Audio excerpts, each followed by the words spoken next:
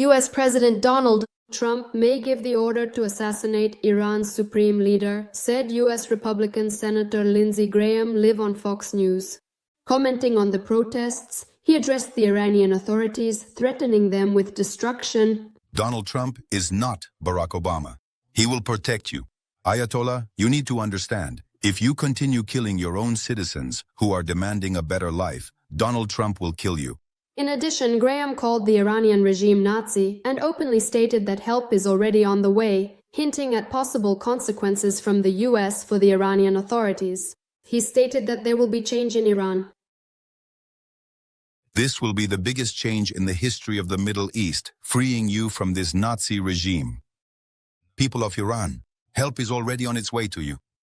Lindsey Graham also recalled the detention of Venezuelan leader Nicolas Maduro. The senator noted that if anyone opposes Trump and tries to undermine his authority, the same thing will happen to them as happened to the president of Venezuela. Earlier, the American leader Donald Trump himself also declared his readiness to intervene in the situation in Iran. Mass protests in Iran have been ongoing for 12 days now. People took to the streets because of the collapse of the national currency and massive inflation. They are also demanding a change in the country's political leadership. The rallies have spread to more than 50 cities and towns across the country. The Iranian authorities are trying to stop the protests by force. There are fierce clashes between protesters and the police. Earlier, human rights activists reported that at least 36 people have been killed during the protests. More than 1,200 have been arrested by security forces. U.S. President Donald Trump is ready to intervene in the conflict between security forces and the population in Iran. He threatened the Iranian authorities with action if violent measures are taken against peaceful protesters. Trump made this statement on his social media.